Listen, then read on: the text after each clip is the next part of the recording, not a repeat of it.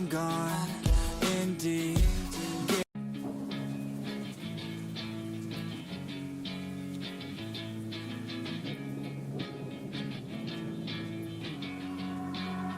Yeah, I will always be a warrior. You can't stop me, you can't stop me now. Yeah, I will always be a warrior. You can't lock me, you can't lock me down. I will not lay down my arms. Ready to be covered in scars. 'Cause I will always be a warrior. Late nights, get lost, hard work, the cost. Can't quit, can't stop. This world all cut off. Don't have time to waste, not now. Need to find a way to get out.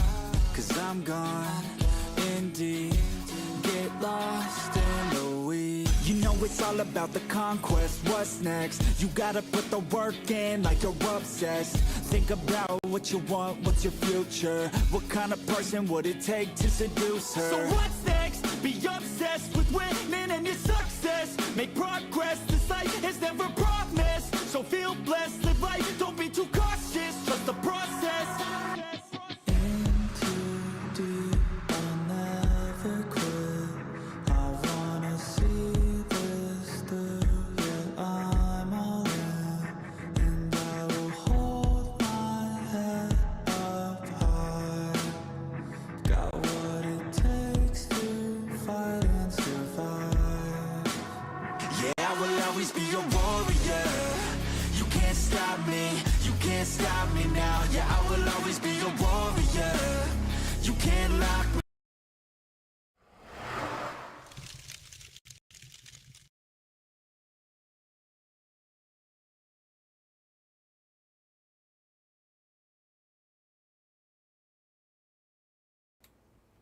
Yo.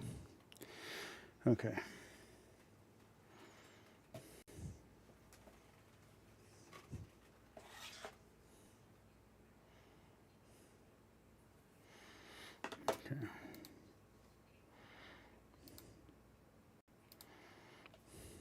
Hey, you guys can hear me again. How's that for something interesting? This is such a pain in the ass. This update did not do me any good. Just going to be really blunt with you. So we're going to start pretty easy. It's going to be mostly RPG Gamer this week. We might do some videos, some other stuff. And I have other stuff going on today, going on this week as well. But we'll deal with all that as it comes. Right now, I'm just going to put out the links, and we're going to go ahead and start on the show. Let me know if you got sound, but everything should be good. All right. This is RPG Gamer. Please, everyone, go subscribe immediately, okay? He has a great channel. He has good stuff. We are going to be looking at this right here. We're not going to play all of his stuff. We're going to play a few of them. And we're going to redo this one because this one didn't play last time. Here we go.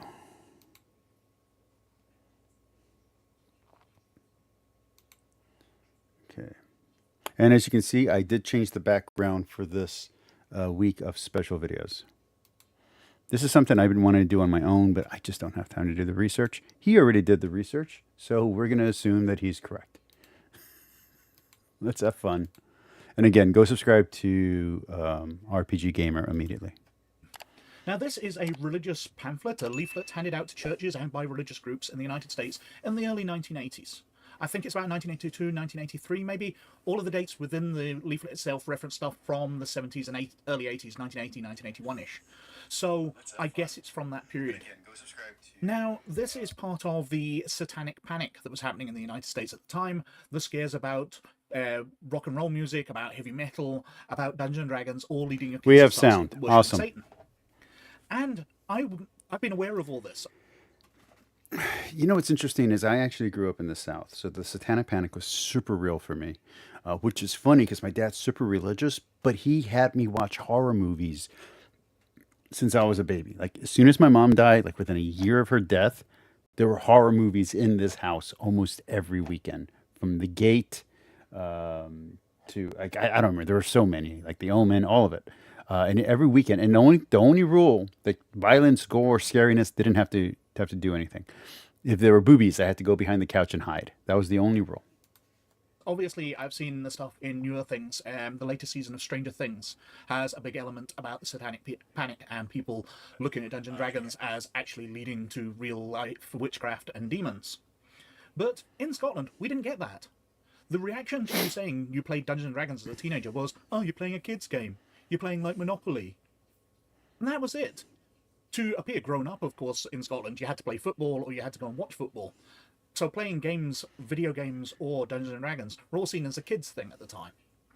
So the Satanic Panic wasn't a thing over here, but I've read about it. I've seen things since. I've seen the Tom Hanks. So I didn't have to, like, again, I didn't have to see movies about it. I lived through it. It was super real, and it's funny because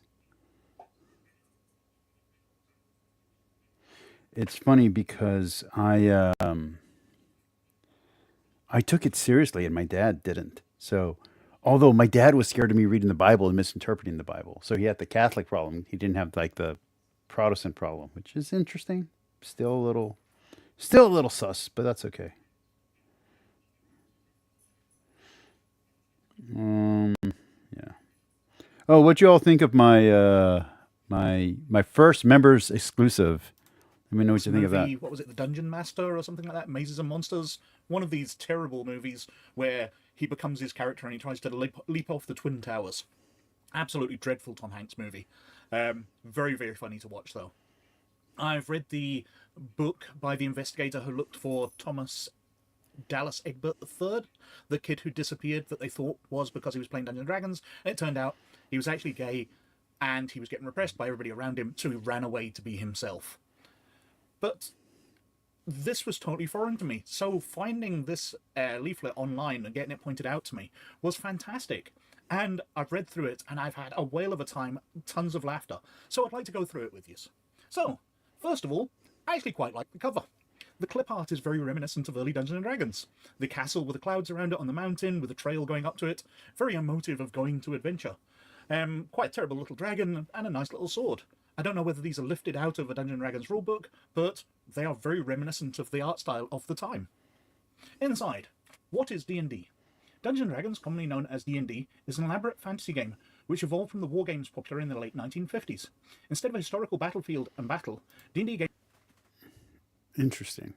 I didn't know that. are fought in the minds of the players as the DM, Dungeon Master, or God. Well, there's my first comment. I'm taking that. I'm not being a games master anymore. I want people to call me their god. I've always said that the various titles used in role-playing games annoyed me. You know, in Call of Cthulhu, you're the Keeper. In Dungeons & Dragons, you're the Dungeon Master. You should just be Games Master. Well, let's refine that. Let's just be gods from now on. But anyway, the god sets the stage in the fantasy world. Each player assumes the identity of a character he creates. His creature is based on the chance roll of the dice. Each character will have 6 basic abilities: strength, intelligence, wisdom, constitution, dexterity, and charisma. The manual guidelines will determine whether the character will be good or evil. Well, that's all actually fairly accurate. Good on them. They seem to actually know something about what they're talking. At the moment. The object of the game is to maneuver these characters through a maze of dungeons, tunnels, filled with monsters, magic, ambushes, and adventures in search of treasures. To survive, each character is equipped with special aids, such as magical weapons, potions, spells, and magical trinkets, holy water, garlic, wolfsbane, etc. They're also given more conventional weapons, daggers, hand axes, swords, and battle axes. Again, pretty accurate. The game is for 3 or more players, aged 10 and upward. Each player can stay in the game as long as his character is not killed, from hours to years. If it continues long, most players identify themselves with their characters, and line between fantasy and reality tends to grow fuzzy. Evidence needed. I've never known anyone who's mistaken themselves for their character. Yes, sometimes in conversation we will talk about what we did, because we were doing it within the game, but we don't think we were our characters. I can see why people would misunderstand that, but you're telling a story where you did something in a game. If you're talking about Risk, you'll talk about you taking a certain area. You won't say, well, I was playing as Austria and Austria took that area. It's just the way language works. One authority concerning this game said, the stuff that makes me nervous is over-identification with the characters. I've seen people have fits, yell for 15 minutes, hurl dice at a grand piano when their character dies. I want to know where those people were playing. Where the hell did they have a grand piano? All the games I've played have been round dingy little tables, people's dining tables, coffee tables in student labs when I was at university. Terrible little places to play. Nowhere has had extensive space and a grand piano. What is D&D? Dr. Gary North, author of None Dare Call It Witchcraft, says, after years of study of the history of occultism, having researched a book on the subject, and after having consulted with scholars in the field of historical research, I can say with confidence, these games are the most effective, most magnificently packaged, most profitably marketed, most thoroughly researched introduction to the occult in man's recorded history. Now, if I was publishing a role-playing game, now that's a slogan I want on the cover. The most effective, most magnificently packaged, most profitably marketed, most thoroughly researched introduction to the occult in man's recorded history. By Dr. Gary North. There's a quote to use. What is D&D? They keep asking the same question. After extensive research, the Christian Life Ministries concludes Dungeons & Dragons, instead of a game, is a teaching on demonology, witchcraft, voodoo, murder, rape, blasphemy, suicide, assassination, insanity, sex perversion, homosexuality, prostitution, Satan worship, gambling, Jungian psychology, barbarism, cannibalism, sadism.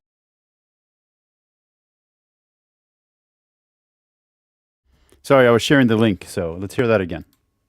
The most effective, most magnificently packaged, most profitably marketed, most thoroughly researched introduction to the occult in man's recorded history. The problem is that it's not the real occult. Like, even the books that are supposed to be the real occult are not the real occult. It's all crap. It's all made up psychedelic bullshit. And mostly self-help pseudoscience and pseudopsychology. Like, it's... By Dr. Gary North. There's a quote to use. What is D&D? They keep asking the same question. After extensive research, the Christian Life Ministries concludes Dungeons & Dragons, instead of a game, is a teaching on demonology, witchcraft, voodoo, murder, rape, blasphemy, suicide, assassination, insanity, sex perversion, homosexuality, prostitution, Satan worship, gambling, Jungian psychology, barbarism, cannibalism, sadism, desecration, demon summoning, necromantics, divination, and many more teachings, brought to you in living color direct from the pit of hell. Now that's a slogan I definitely want on a t-shirt. That's such a good list. But picking out something amongst that, Jungian psychology, which is the... So is Jungian psychology evil in this version? I don't get it. Psychology of the conscious and unconscious parts of the mind and bringing those together. Why is that amongst voodoo, murder, rape, blasphemy, suicide, assassination? Why Jungian psychology? Really bizarre. But so funny. This is strong language. Yes, it is. But its truthfulness is established in a careful examination of the books. Look in almost any toy store or bookstore. You will probably find 20 or more books on how to play D&D. They are complicated, intricate, bizarre, expensive, many selling for $10.95 each, and popular. Oh, the 1980s, when you could buy a D&D book for $10.95. That'd be lovely to be back then. How widely used? According to statistics released by the news media, over 3 million Americans are playing D&D. The industry grossed more than $250 million in 1981 and expects a large increase in 1982, hence me thinking this was published in 1982. Many schools are using D&D, especially in gifted and talented programs. Special classroom versions are being produced. I mean, if it's being used in gifted and talented, I don't know why people would be freaking out about... It's so weird. So weird. Some state-supported colleges offer classes, while others have cancelled them at the insistence State classes, college course credit for playing D&D? Interesting. of concerned parents and taxpayers. Hold on, I'm going to go make sure something's closed. I'll be right back. Taxpayers, essentially. Concerned parents should have a control over what's taught at school. Yes. You should have a input into what your child learns. That is the basic right of every parent, to decide what their children is taught. But why do taxpayers get to say? I know taxpayers pay for it, but it's a state thing which should be run by the government for the benefit of everybody. But taxpayers shouldn't have any extra say into what their tax dollars are spent on. I don't get to say which nuclear missiles we get to buy when I pay taxes.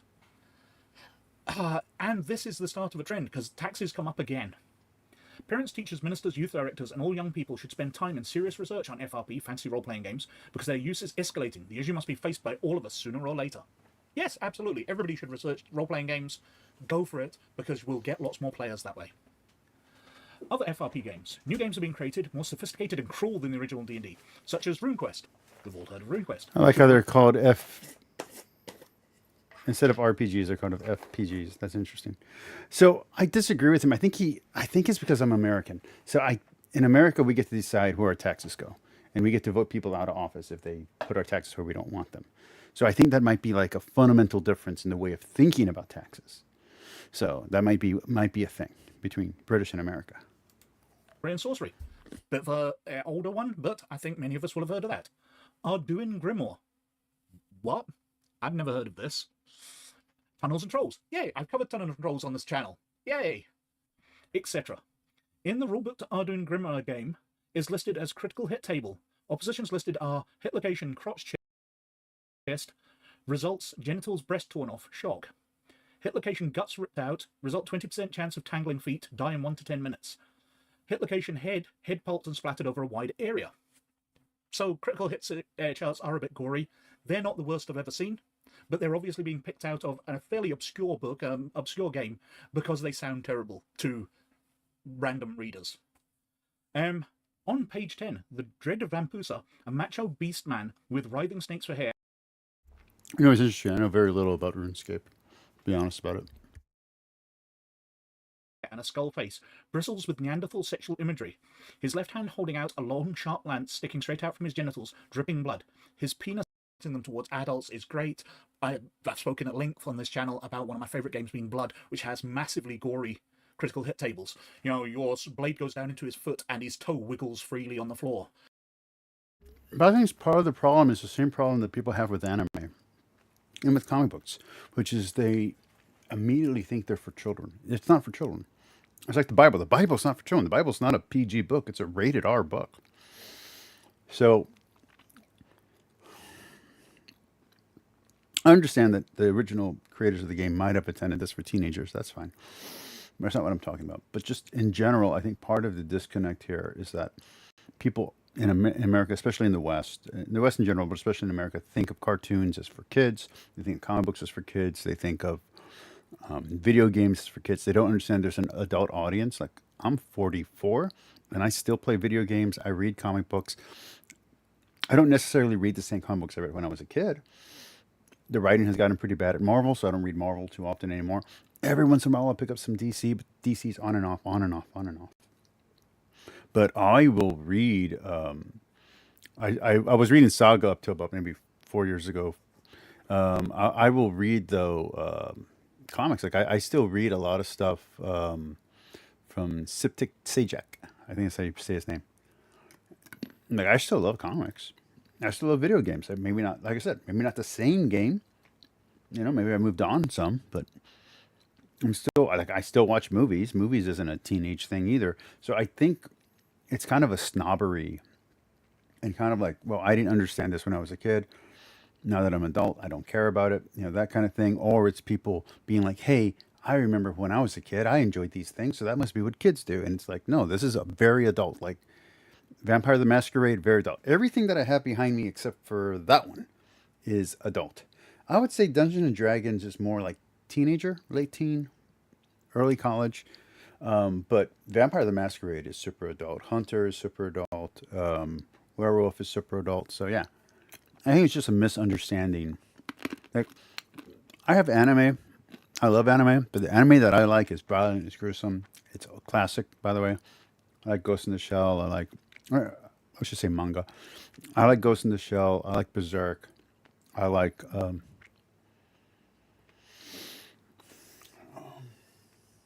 looking right in front of me. I like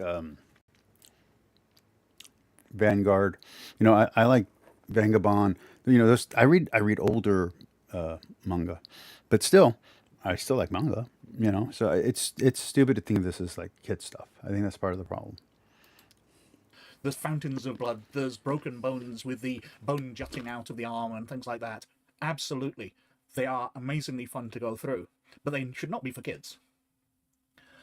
But have they read the Bible? That's a book which has fairly gruesome tales in it. Stories about girls seducing their father so they can bear his children. And that's to teach kids lessons. So if books can teach lessons from grisly things, perhaps they should look at their own book. Witchcraft is a religion. In the greater Sacramento, California area, there are some 1,000 practicing witches. Citation needed. I would like to know where they got that figure from. Divided into a number of covens, several covens are recognized by the state of California as bona fide religions, given tax-exempt status as churches. Again with the taxes. Why is that important? Why is something... Again, I think this is like an American-British divide. I don't think he gets the way that Americans think on this particular issue. being tax-exempt special? Okay. Although D&D is not a religion per se, it's teaching religious principles and familiarizing its 3 million devotees with terms and rituals of occult forms of religion. What does God say about this? So here's the problem. Number one, there's no such thing as a real witch. Let's just get that out of the way. I don't believe in magic. I don't believe in ghosts. I don't believe in any of that shit. So on a complete surface level, I also don't believe in aliens, by the way. So on a complete surface level, I'm already out of this article. If I'm like in the 1980s, I'm already out of this article. I already don't care. I'm already like, this is bullshit. This is fake. But that doesn't mean people don't believe they're witches. Of course, people believe they're witches. It doesn't mean that people don't believe in magic. People believe in magic.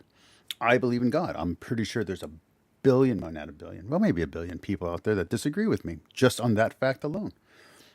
Fine. But it would be like saying, oh, reading the Iliad is sacrilegious because it talks about ancient deities. Or reading, I don't know, Twilight is sacrilegious because it talks about vampires. Like, it's just like, you gotta get over it. Like, fiction exists, other religions exist, histories exist, other takes on history exist, alternative takes, false histories exist. Like, there's so much out there. Fiction exists. Like, you gotta pull back your rhetoric. I think this happened this weekend with the Olympic thing too, but we'll talk about that later if we get comments going and people start asking about that. Well, I'm not going to quote the Bible, and I'm not going to do the other quotes further down here, although I will pick out some key moments. For example, most spells have a verbal component, and so must be uttered from the D&D Player's Handbook, page 40. That's saying the character has to utter it, not that you have to read out the spell.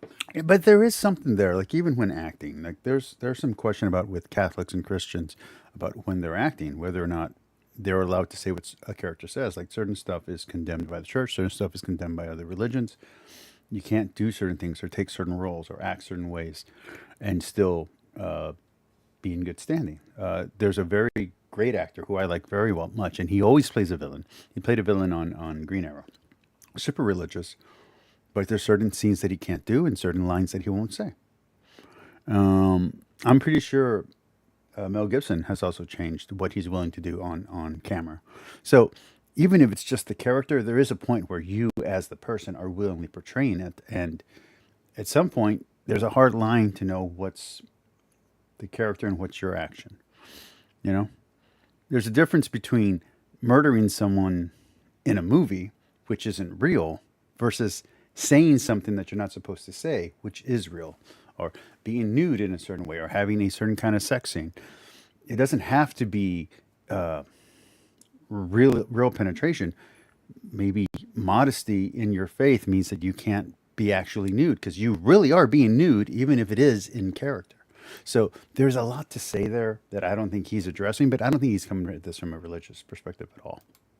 Because as we know, most Dungeons & Dragons spells are a blade of light goes from your fingers and strikes the opponent for so many d4 damage. That's hardly a spell that you need to utter out loud. Talks about incantations, spellcasters, concerning clerics. Know that all spells must be spoken or read aloud. In other sections, the gods are referred Let's move ahead. to evil. They're the monsters. They're the things to be fought. They're the... Yeah, but you can play a game where you're the evil character. You can play you can do a renegade run. I'm thinking in terms of one of my favorite games of all time, Mass Effect. So, like I like Mass Effect. I like Mass Effect 2. I like Mass Effect 3. Hated the rest of the Mass Effect games. I liked Fallout 1, Fallout 2, Fallout 3, Fallout 4. Hated all the rest of the Fallouts. But in all of these RPG games, I like Cyberpunk. Never finished it because I'm just too immersed and I play it at increments that are too small at a time. But I love these RPG games and I love strategy games and I love real-time strategy games. And in all of these games, there are different types of immersion, different types of role play. There's a scene in Cyberpunk where you can choose to crucify a character. And to be honest, even though it's a game, even though I'm playing as a female character, even though I'm having fun doing all the crazy stuff you can do in the game, you know, I've played GTA. I'm not holding back with how I play this game. I chose not to because of my religious principles. So it was a very real moment for me, even though it was fiction. So I think he's acting as if the lines can never be blurred, and they can be blurred. In fact, there's a thing in Vampire the Masquerade called the bleed. And what bleed is where you either start the real you either starts entering your character's persona, or your character's experience start affecting your real life. And this is something that is very real. This happens to people. They get caught up in their character. And they might even be role playing at work or role playing as their character doing other things. And sometimes that's great, it gives them confidence. Other times it can lead to a psychotic break. So it's not as if there aren't dangers there. So he is underplaying it just a little bit, but that doesn't mean that the product itself is evil. Bad guys. Talks about defiling fonts and things. If D&D is only a game, why do the writers use Christian terms? Atonement, clergy, deity, divine... Well, that is exactly what happened with this incident with the Olympics, which again, I'm not watching it, so I don't care. But enough people brought it up on my feeds, on all of my social media, that I did address it. I put a comment on here and somewhere else. Art is layered, okay? Any art. And I'm going to use Battlestar Galactica, for instance. Battlestar Galactica uses Christian imagery, even though it's taking place 1,000,000 years before Christ. In story, it's 1,000,000 years before Christ, but it's using Christian imagery and Christian connections, so that way the audience understands. If we were still a pagan culture, there'd be a lot more pagan references. But you got to understand that even Christian art and Christian artists and Christian writings are using pagan references. And they're using those pagan references to make connections, so that way the people reading it understand it. So you have these references to other art. You have in the Bible itself, the Old Testament, it's referencing to the cultures around it. It's doing the polemics of fighting against these beliefs that are non-Judaic beliefs, but it's still connecting back to these stories that come from polytheistic and pagan ideas. So to act as if we are, as Christians or as Jews or as Muslims, not influenced by the outside world is completely insane and false. So we're influenced, and we're calling back to art and ideas and things and secular and pagan ideas that we find interesting, and philosophical ideas that we find interesting. And we're playing with them in our faith. But that reference might also be referencing something else. And because it's multi-layered, you can have a thing happen like what happened with the Last Supper reference at the Olympics, which is, they're saying it's not a Last Supper reference, it's a reference to this other painting, and you can see the painting and it looks like the Last Supper. Well, the reason why the Last Supper painting looks like that is because the Last Supper painting is referencing that, or art that's just like it. So it's referencing this imagery that has existed. It's not actually referencing what it's blending in. Because if it was trying to make a realistic depiction of Jesus, it wouldn't be the effeminate Jesus. It would have been a short, stocky, bulky man, a Jewish man. Okay? They didn't draw a Jewish Jesus, and they didn't even draw a masculine Jesus or masculine disciples. If you look at the faces in the Last Supper, they all look feminine. This is an artist using his artistic license to draw beautiful feminine faces and feminine-ish bodies, and putting it in art that represents the Last Supper. But he's taking inference and he's taking influence from other art that already existed depicting these kind of suppers. And so you have something like, for instance, layered. You have the platter being presented at the Olympics, which can go back to a reference to John the Baptist and the head, and showing that it's anti-Christian. But then you can make it another reference to Pan, and you can have Pan be a reference to, who's Pan a reference to? It's a different god. Bacchus, I think. Or it might be the other way around. Not important. And so it goes back, and you can have, so you can go from, so the Paris stuff is referencing the Roman stuff, and the Roman stuff is referencing the Greek stuff, and the Greek stuff is referencing another influence that they got it from. Because if you go back and you read it, you'll see that even their gods are developments from previous gods. So you have this art that's being influenced. And so what's the true reference? Is the true reference the last reference? Is it the Last Supper? Is it, Were they influenced by Battlestar Galactica, which had the advertisement? Are they influenced by any of the sci-fi that uses the Last Supper depiction? Because the real Jesus wasn't sitting at a table. Tables like that didn't exist at that time. He wasn't sitting in a chair. He wasn't. They weren't all facing one direction. They were looking at each other. They weren't white. They weren't European. They weren't Italian. Like, I mean, there's a whole lot of stuff happening in the photo that didn't happen in the real event. In the real event, they would have been lying down, sitting on, sitting on the floor, looking at each other. They would have been reclining on like kind of couch bed things. The way they're dressed wouldn't have been reflected of the culture that's in the painting, but it would reflect more of what the culture in Jerusalem was at that time. Like, there's so much reference going on, and there's so much blending of ideas that you're thinking they can only be a reference to one thing. But there's a thing in Wiccanism called stealing back, and this comes from people who were high on LSD and took a lot of mushrooms. And so they thought that the Christian church stole from the pagans, so they were trying to steal the terminology back. And maybe that influenced the D&D writers. I don't know. But let's say it did influence the D&D writers. So they're not trying to reference Christian references. They're trying to reference ancient religions. So who's influencing who? So it's very multi-layered. It's very structured. And it's something that a lot of people don't take into account when they get offended by art or video games. If you think back at the video by Nas where him and P. Diddy get crucified, that video was a reference to Spartacus and all of them getting crucified.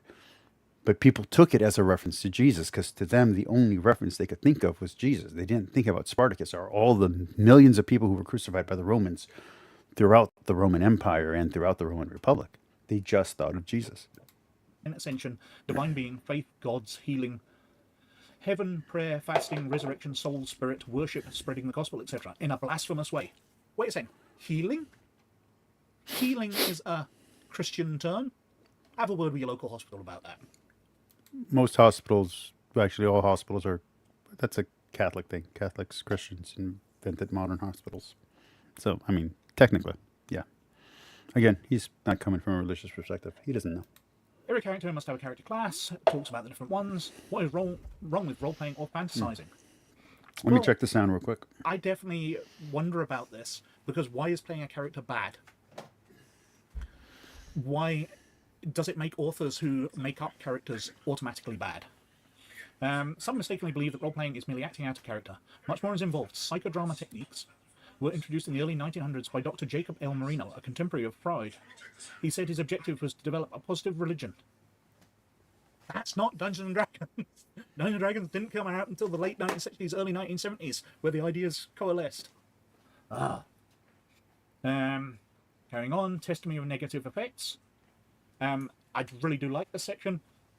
John Terrell with Christian Life Ministries in California received a phone call from a medical doctor in Seattle, Washington. The doctor is treating a policeman for severe depression caused by the suicide of his 16-year-old son who had been heavily involved in D&D for 2 years, shot himself with his father's service revolver. Well, first of all, father's I think it's a demonetization word. Oops. service revolver should be secured and not available for his son to get hold of. So that's a weapons infraction, I would say, rather than anything to do with Dungeons and Dragons. But John Terrell of Christian Life Ministries received a phone call from a doctor who'd spoken to a policeman whose son was playing Dungeons and Dragons. Okay, sure it wasn't his cousin's neighbour's cat's dog, you know? Next up, we've got, if I had a child who tended towards schizophrenia, I'd never let him near D&D. Agreed, but that doesn't have anything to do with most people. Well, that seems like good advice. See if you've got a kid with schizophrenia.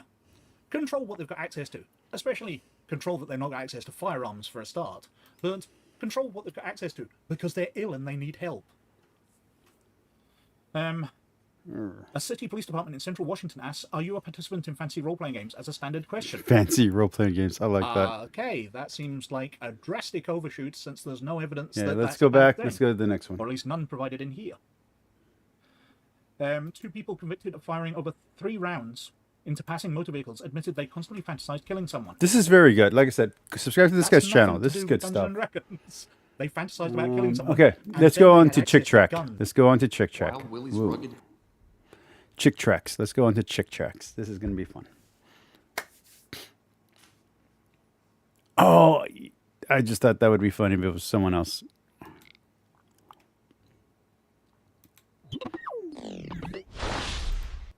Hi guys, Freddy here. Welcome back to another Satanic Panic video, where I'm looking through the various scare literature which came out about anti-role-playing, where people were saying that role-playing games were the work of the devil. They would lead you into Satan worship, because there were monsters in them and you were fighting and it was filled with violence, so obviously a really bad influence on the kids. Won't anybody think of their kids? Oh, and for those wondering, yes, I am currently uploading my streams onto this channel. I will be archiving them on my second channel, on my gaming channel. That's the same channel that has some of the art stuff that I've done. For those wondering, we do have memberships now. So there is a members only Twitter or X, whatever you want to call it. Right now, that account is locked out, so I'm trying to reopen it. It's only locked out because I was using it for a previous company that I owned, or sorry, that I owned, a previous company that I worked for, and that account was for promoting what my previous job was. I no longer work there, but I still have the account. But the phone, the work phone that I have that I'm still paying for, it got locked out by accident. I don't know how. It had an update, and then suddenly I can't open it up, so I can't unlock that Twitter. But that Twitter is going to be a members only Twitter. I now have a members only tag in Discord. I also have a separate Discord that will be for special members. We are going to be offering stuff. I do have a Patreon set up. I am setting up tiers of things that I do with other channels that are going to be included on there. So workout sessions, martial arts instruction, writing sessions, script doctoring, all that kind of stuff. I used to be an editor. I used to write for a magazine. So all that kind of stuff is going to be included in the packages that are available. I might even include tutoring, because I used to tutor at a college. It would be called a TA now, but at the time, the particular school didn't have that position. So I used to tutor for philosophy, art, history, and writing, especially English as a second language, which if I go to China might be something that I'm doing there. Again, these are much bigger things, much bigger themes in my life, much bigger strings that I'm trying to reestablish and get moving again. All that will be on my Patreon. There are going to be member stuff now here on YouTube, and there's going to be links to other things going on. I'm trying to incorporate all my platforms into one mega beast going forward. So bear with me with that. I know I've taken a long time to get that set up. I just got my partnership, I think, this past weekend. So give me time to get everything going and get better quality videos out there and more outreach with the algorithm, all that kind of good stuff, okay? Anyway, as I mentioned last time, these were very, very foreign to me, because being brought up in Scotland, role-playing games were treated just as games. So if you're a teenager and you're going straight into a game session, okay, wizard, cast your spell. Okay, dungeon master, my spell of light blinds the monster. Well, this is really obviously a game So he's doing a chick trick session. It looks kind of realistic to me. We've got game table, lots of cans of soda sitting around it, miniatures sitting on a battle map. The Games Master screen there, although it looks a bit more big and imposing, but that's probably to make it look more dangerous. You know, this big barrier between the Games Master and the players. But otherwise, it looks pretty good. There's a guy here taking notes in a small booklet. Yeah, looks pretty good. Now, I'll point out that, okay, wizard, cast your spell, and it's this blonde girl with pigtails, who answers. The thief, Blackleaf, did not find the poison trap, and I declare her dead. No, not Blackleaf. No, I'm going to die. Dead, you don't exist anymore. With their characters and magic to bring people. Debbie, your cleric has been raised to the 8th level. I think it's time that you bills that we... Or is her to enter a witch's coven? Full power. Yes, you have the personality for it now. This looks like a, not joking around, this looks like a scene from some of the more recent Vampire the Masquerade novelizations, where people think they're in one situation or scenario, but they're actually trying out for a different scenario. You know what I mean? Like that kind of thing. Like they think they're acting, but it turns out they're actually being tested to become vampires, that kind of stuff. Interesting. Wait a second. Debbie, this girl with the pigtails that we looked at, was playing a wizard. She wasn't playing a cleric. Or is her cleric called wizard? We shall learn more. You mean you're going to teach me how to have the real power? Yes, you have the personality for it now. And continue. The intense occult training through D&D prepared Debbie to accept the invitation to enter a witch's coven. I brought... You know what? All my years playing, I used to love playing, is it Ace Combat? Or Flight something? It's a flight simulator. I even bought the setup for it. All my years playing the video game, I'm sure I can actually fly a plane. Let's try it out. You know, all my years playing race car games, I'm sure I can win a race in a race car. Let's try it out. This is nonsense. It's fun. Last Starfighter stuff, but it's nonsense. Elfstar to become a priestess and witch. Welcome, Elfstar. You will become a priestess of the craft and of the Temple of Diana. Right. So, elf cleric called Wizard. It's a matter of a fight for the environment. And again, you could introduce real magical elements, real religious elements into your D&D campaign, into your Vampire the Masquerade game. You can introduce real history into your where is it? Into your Legend of the Five Rings. You can introduce real history into anything, and you can make it as real as you want.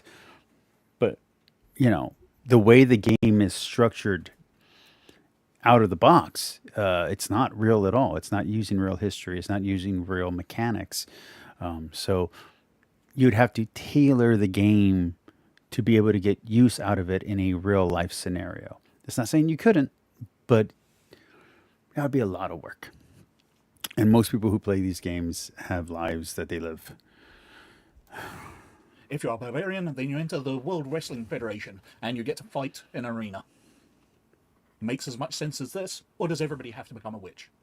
You've reached the 8th level as a fighter. Fantastic. This makes the game real. It's not fantasy anymore. Last night I cast my first spell. This is real. Which spell did you cast, Debbie? I used the mind bondage spell on my father. He was trying to stop me from playing D&D.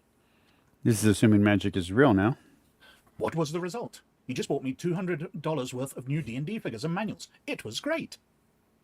So, flicking on to the next page. Later that week. Hey. Let's pretend this was written in the 80s. $200 worth of D&D stuff in the 80s when it was like $5 or $10 a book. Can you imagine what would that be now? I mean, it's 25 books. Let's say it was $10 back then. It's now 25. So you're talking like maybe $400, maybe $500 worth of D&D books nowadays. Hey, Debbie, Marcy's on the phone. She wants to talk to you. She's really upset. I can't. I'm fighting the zombie. Tell her I'll see her tonight. So, the games master takes a break from the game to answer the phone. Anyway, shut herself in her room and won't come out. She has spent a fortune on the game. That dragon. There was a movie in the. I mean, there's been several movies where the video game becomes real or the board game becomes amazing. real. Oh, my fault. The Black Leaf died. I can't. I was the only one. Is that we can do it? I don't sob. Debbie, I told you Jesus is the only answer. Oh, what happened? Everything myself into. Don't be stupid. You know, this reminds me also of an episode of Sabrina the Teenage Witch from Netflix. Debbie, I think you should better let Elfstar take care of things. You're getting out of control. I don't want to be Elfstar anymore. I want to be Debbie. Somewhere else. Hey, Debbie, what's wrong? Can I help? I thought I had all the answers, Mike. But everything is falling apart. Sob. Debbie, I told you Jesus is the only answer. I've been praying and fasting for you. Why would you do that? That's out of nowhere? For me. Because I know what you're involved in. It's a spiritual warfare that you can't win without the Lord Jesus. What can I do? Come with me to a meeting this afternoon. The speaker came out of witchcraft and he knows what you're up against. That afternoon, you're involved in the occult. Think you have achieved... That looks like half Magnum P.I., half Eduardo Rivera. But you've been trapped in a dungeon of bondage. The limited power you're being given is only... Jesus sets us free from the bondage of witchcraft, him alone as your savior. Then, according to Acts 19:19, you gather up, they burn them, allowed occult forces to control them. The mess. Help me. Die for me. Please be my... And a quote from the Bible, setting me free. Now, this is a different version to the version I originally saw. This is the version which is on the chick.com website at the moment. That's where I grabbed this from. Because originally, in the pile being burned was a bunch of chess material. There was a chessboard there. I think it was possibly supposed to be a battle grid, but it looked like a chessboard. You know, all those occult games of chess. Anyway, they've got their sort of fill-in, do you believe it? If you do, sign this, you can remember when God saved your soul. Date and your name. So you can say when you were truly saved. Now, this is really alien to me. You know, I'm Scottish. Let's see Can where we're I? at. This is really good. I'm really enjoying doing this, by the way.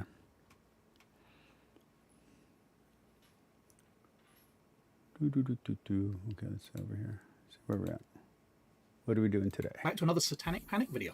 And this time I'd like to present this. Dungeons & Dragons Adventure or Abomination. Now this is Oh, let's like his video. We're watching this. Let's watch his video. From CBN.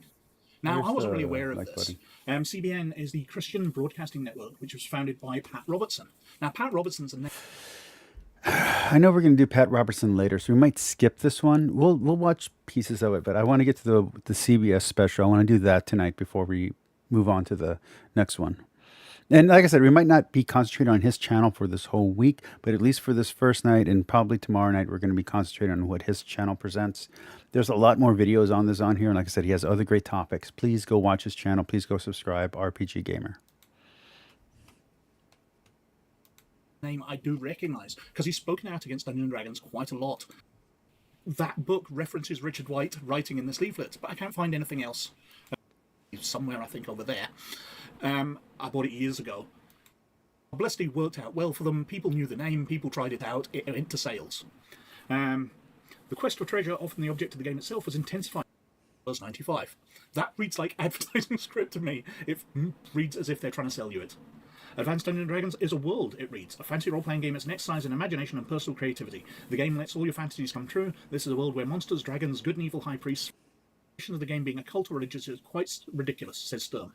What is in the books is simply ancient history and based on mythology. Dungeon masters and deities. However, Legends and Lore, D&D rulebook, uses I don't like this distinctly episode. released Let's go watch a terms as different one. instructs players about the game's gods, goddesses, and demigods. A dungeon master, player, or DM, as director of the game, determines the actions. Okay, here we go. and This is how what I players want to must do. ease them. No fa- This is what I want to do tonight. Hey guys, Freddy here. Welcome back to another Satanic Panic video. And this time I would like to present this.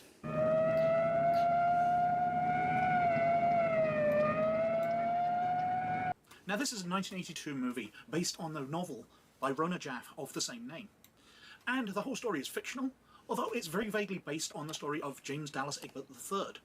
And the novel about that, or the story about that, Dungeon Master by William Deere, the detective who looked for him. Now, we've gone over that before. James Dallas Egbert III was a young man who went to university at a very young age, younger than typical, and the stress of that and being an overachiever and the coming to terms with the fact that he was homosexual led to him running away for a while. But when a detective was called in to investigate, he found Dungeons & Dragons books in his rooms, and one of the theories was that he disappeared in a live-action roleplay in the steam tunnels beneath the university. And that's the part which this movie is based about. It's based about a university student who is suffering from mental health problems, and they think that he's disappeared into the caves nearby to the university. Now, the film is remarkable because it's a very early performance from Tom Hanks, the multiple Oscar winner that he is now. But this is when he was a young man, young enough to portray a university student, and he wasn't a name at the time. I've never seen this This is movie. just a very early work of his that I guess he's probably pretty embarrassed about now. You've grown. I'm not growing anymore. This is it. Well, you have an IQ of 190. I don't suppose it matters if you're that tall. So the movie's about 4 characters. In the first up, we're introduced to JJ. Now, JJ is the crazy hat guy. Because, as you can see, he wears a succession of weird hats, starting off with that German hat. But he wears other ones throughout the film. And he's got an overly possessive mother. Oh, no. What have you done? It looks like a hospital. Don't scream at me. I worked my tail off to get this finished in time. Where's all my stuff? My furniture? I can tell you don't like it. So if you were to suspect anybody's going to go a bit crazy during this movie, it's probably JJ, because he's got the whole hat thing going on, and his mum just likes to throw all his stuff out and redecorate his room. So there's a lot going on there. Plus, we'll see a lot of other stuff as the movie goes on, and he looks like he would be the main character in a movie about somebody going a bit mentally unstable. But that's misdirection. Mom, when Dad left us, were you ever sorry you married him in the first place? And next up, we've got Kate. Well, Kate's major personality trait is that she has a succession of broken up relationships. She can't really stay with one guy. And that seems to be connected to her mother, because obviously, as mentioned there, her mum and dad are divorced. But as personalities go, she really doesn't have much of one. She is mainly there to stop it being a complete sausage fest. I have seen students in my class, and I have seen you. You have a special gift for computers. You've always had that. What I really love is to make up games for computers. There's nothing wrong with that. You can do it as a hobby. And next up, we've got Daniel. Now, Daniel is smart, he's good looking, and his parents want him to go into software development. But he's far more into gaming. He wants to go into that, where his parents are pressuring him to go into a more commercial route. Now, of course, in 2023, we know that getting into gaming would have made him far more money than just ordinary software development, but we'll forgive that. In 1982, they never knew. Now, Daniel's a bit boring, but he's the sort of stable member of the group, by which we can see how odd all these other gamers are. Robbie, you're starting new at Grant, all new. That means no more games. You know what it did to your marks at Tufts. This time you're going to concentrate on your schoolwork, do you hear?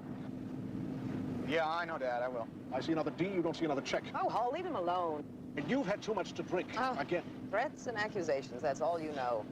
And the last of the four is Robbie, played by a very young Tom Hanks. Now, Robbie seems to be a fairly ordinary student. He seems to be fairly... Hi, we're Visible. Yeah. Get set to travel this summer with... Stop that. So far, I'm very happy with this series of his. I hope a lot more people subscribe to him, and I hope a lot of people watch this series I'm doing on again, inspired by him, and also just because I've always been interested in the Satanic Panic, because I fell victim to that. Like I said, my dad didn't, but there were certain movies and certain books that I didn't want to read when I was younger because I was worried about that. I was worried about the influence it might have on me. So. And I know a lot of people who were influenced by this kind of fear-mongering. And why Robbie was finding it And difficult to pandemonium. concentrate at university. But nobody seems to deal with that. His brother disappeared. Oh well, everybody get on with your life. Hi, I'm J.J. Brockway. Yeah, hi. My name's Robbie. Listen, you play Mazes and Monsters? That's my sign there. Yeah, J.J. Brockway. I used to, but I don't anymore. Oh, that's too bad. We really need a fourth player. Well, sorry. So Robbie spots in the cafeteria that there's a poster up advertising Mazes and Monsters. JJ kind of jumps on that because they're desperate for a fourth player for their group. And Robbie refuses, saying that he doesn't play it anymore. But JJ pressures him to go to a party that night where the group put additional pressure on him. And he eventually decides to join because he doesn't really know anybody else at the university. And he suddenly has now a group of friends. Oh, I was into some extracurricular activities. I played a game called Mazes and Monsters a little too much. You're kidding. What level? Ninth level. So am I. Oh, I'd love to go to a party where, especially, I mean, at that age, although he still looks old even for that age, but whatever. I would love to have gone to a party and met a girl, a woman who was into Dungeons and Dragons or any of this stuff. Oh my goodness, that would have been awesome. Never happened. Always just fat guys. It's always just fat guys and like one tall, skinny guy with bad teeth. So yeah, no, this never happened. And then like the 2 or 3 girlfriends who were there were always like not interested, and they were just there like kind of supporting. They'd leave. Yeah, and then like no, this was not the case back in the day. Definitely not in 1982. I don't know if you guys have seen it was a TV show that the first 2 seasons were good, and then the 3rd season was crap, but it was about early video game development, and you had this girl who was, I say girl, a young woman who was one of the first pioneering female video game developers, and she just didn't fit in with any of the other women because no one else was into video games that matched with her. Like that's what it was. Like it's not like it is now where the doors are open for women to game. Like women themselves would ostracize other women for playing video games. So like it was a very different time. And this is even true, 10 years ago, 15 years ago. So it's a very different time now where the leading people in the video game industry and in the entertainment industry are going to be females and women. Like it's just a very different time. Daniel, I want you to meet Daniel. Daniel, meet Robbie. He's level 9. Hey, you gonna play with us? Well, no, I can't. My folks. Hey, we're not fanatics. Well, how often Is that? Nah. do you play? A couple times a week. No, I really have to crack the bones. Really? No, seriously. I mean, Level 9. Level 9? You didn't tell me that. Oh, we'll sign him up. So Robbie starts playing with the group. Your fate is in my hands.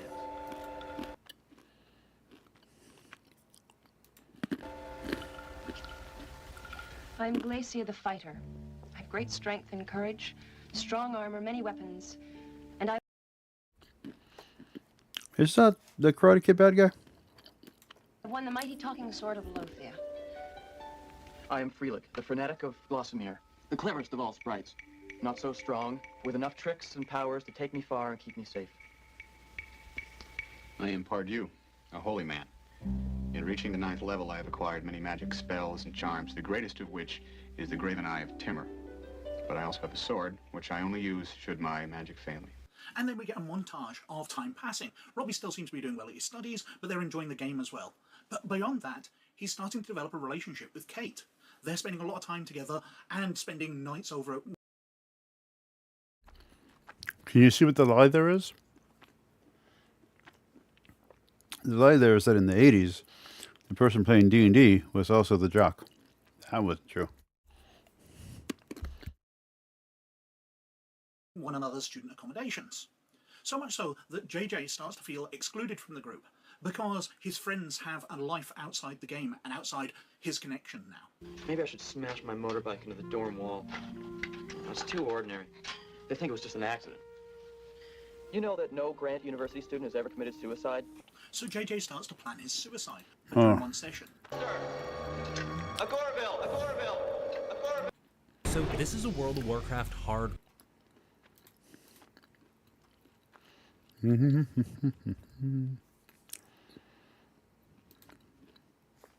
Oh, too many nuts. Now we're gonna... He's now skipping classes, and he ends up breaking up with Kate because a holy man shouldn't have any distractions from his religion. Now, when we reach the anniversary of his brother's disappearance, Robbie goes disappearing as well.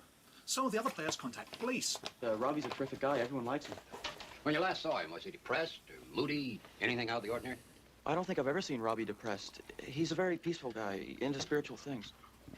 Like mazes and monsters? You mean the game? We know he played. We found a map in his room. You play? So the police interview each of the 3 remaining players. Yes, Robbie was getting peculiar.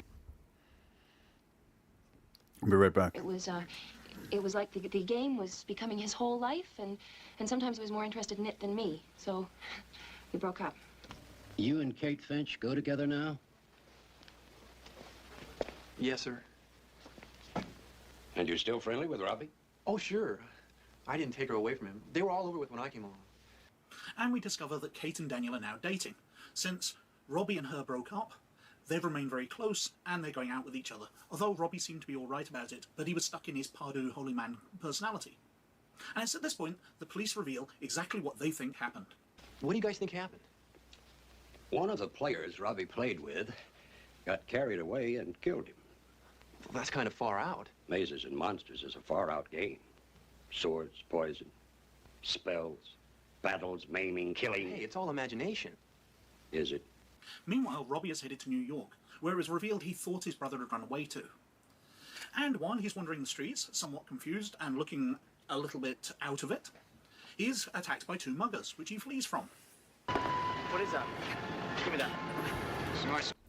Sorry about that. A cat, a friendly neighborhood cat. Her owner dumped her because they moved, and she's gotten pregnant twice. And then this last time, a male cat got into her nest, I guess is what they call them, and killed one of her babies. And another one died running away, I guess overheated. So I picked them up and I put them in my bathroom. I'm going to adopt them out. But I heard a noise. I wanted to make sure she was okay. She was fine. So. Spells. I got them in my life. No! But they catch up to him down a back alley.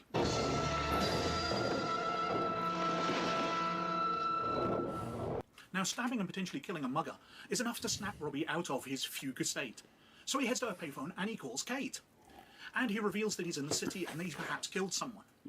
But he hangs up, once again entering his personality as Pardieu, the holy man. His friends now know he's in New York, so they head there. And once they're in the city, they have no further ideas. But they realise that amongst the campaign stuff that the police found in Robbie's rooms was a map of the 2 towers. Now, while this is obviously a Tolkien reference, they realise that in his bemused state, Robbie has probably thought of the Twin Towers of the World Trade Center. So they head there, and they confront him on the roof. Discover that Robbie's stuck as part. the live role-playing element comes into it, because he wants a new output for it. He wants to connect with his friends, because he... All right. I mean, I'm going to let him finish talking here, and I think that's where I'm going to end for tonight. I think we're only going to do an hour. I want to save these episodes. I don't want to just wipe through all of them in one night. So I think we're just going to do an hour today, and we'll do an hour again tomorrow. But this has been good. So I'm going to let him finish his point, and then we'll talk for a little bit. Then we'll play the music, and I really like this episode. I hope we get a good audience boost tomorrow by 10:30. He's terribly, terribly lonely. Now, this is not a criticism of role-playing at all. This seems to be a criticism of how we deal with mental health in young people. I don't know why loneliness or lack of sex always ends up becoming a mental health issue. I don't think that's a mental health issue.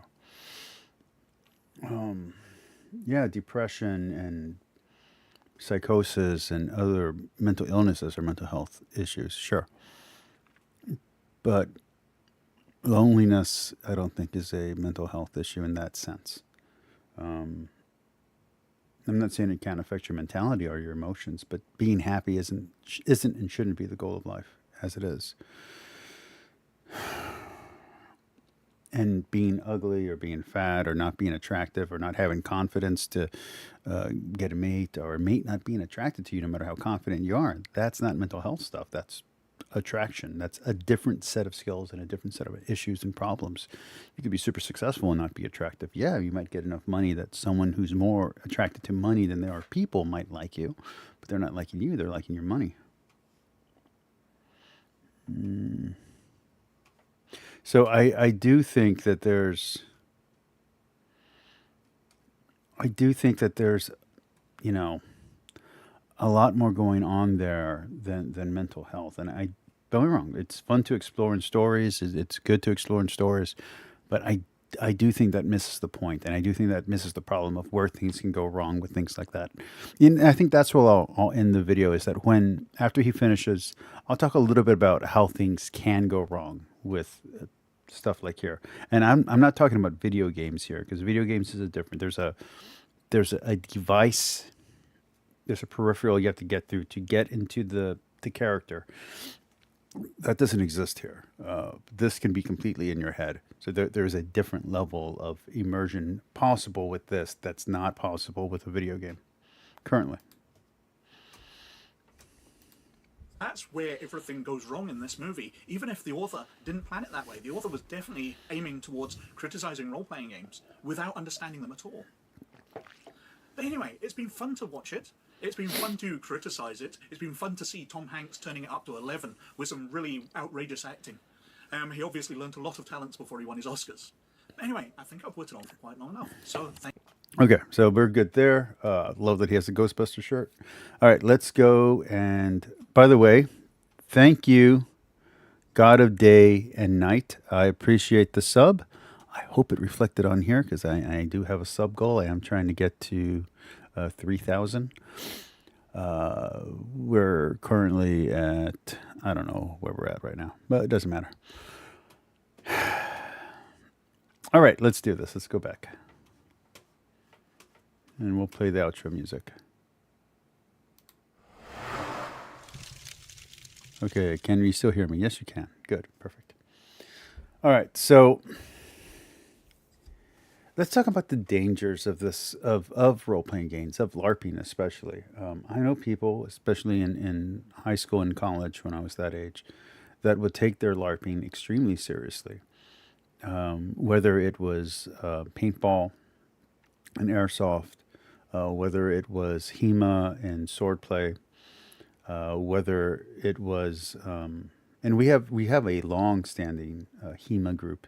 That's not HEMA. It's they're LARPing. It's real life action role play, but they're medieval knights, and it's generational. Multiple generations have played it, and they play in a park not too far from my house, and they've been doing that since like 97, 98. The group has stayed the same, but different members, and you know, usually between 15 and 25. But they would in school, if a fight happened or something came up, they would act as if their skills in a live action role playing situation were real.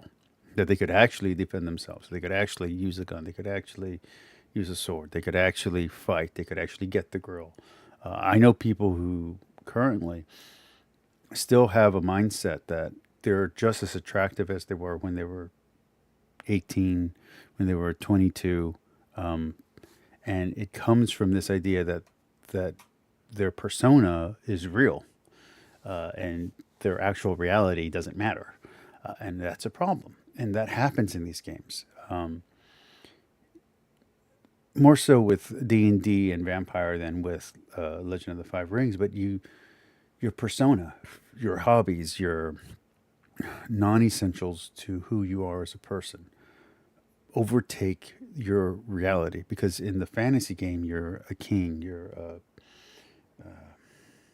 a lord, you're a vampire, you're a warrior, and you want that in real life. But in real life, you're not. You're just a dude or a chick, and your life sucks. And you can be stuck in your persona. This happens with acting. It is a danger of the craft, as they say.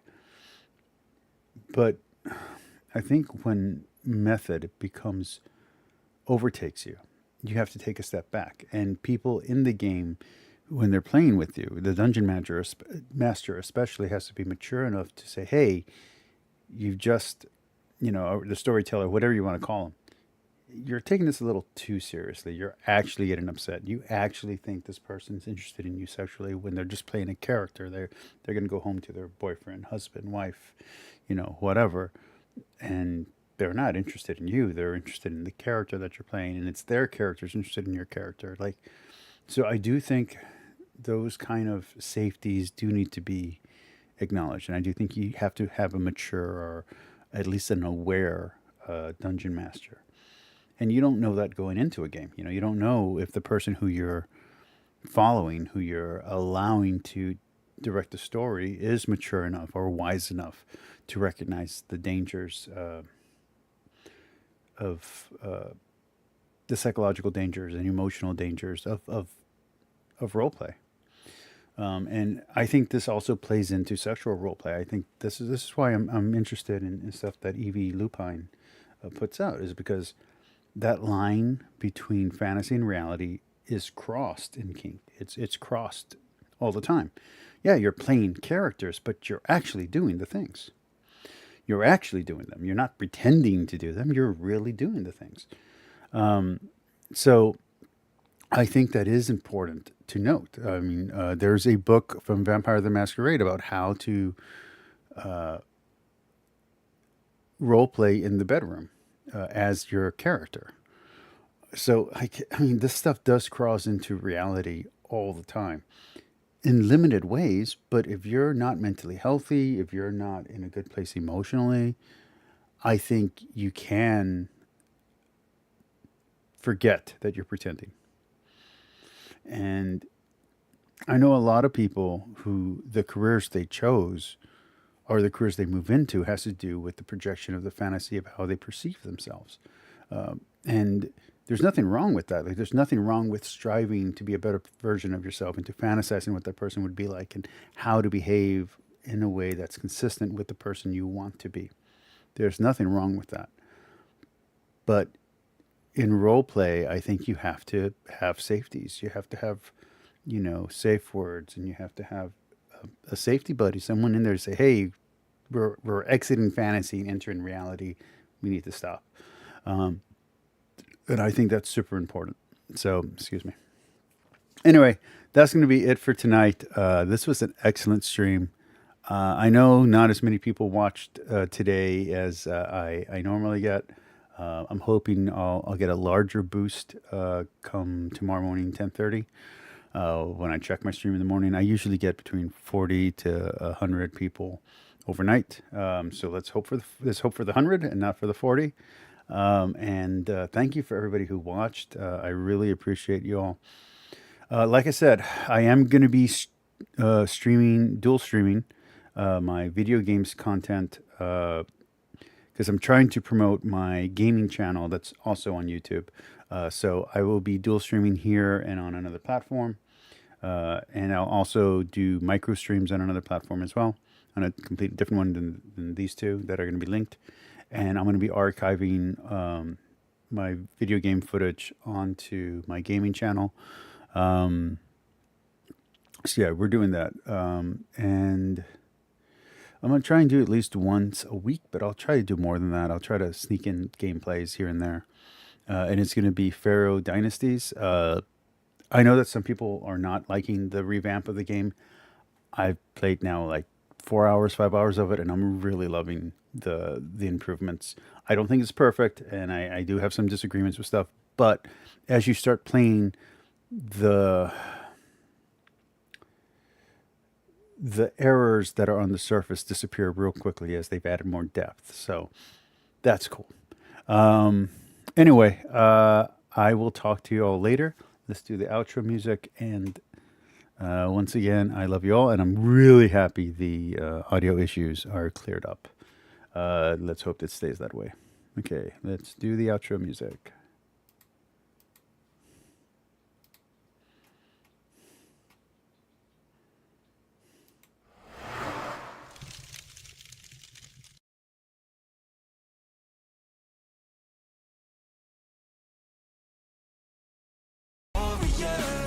You can't lock me, you can't lock me down.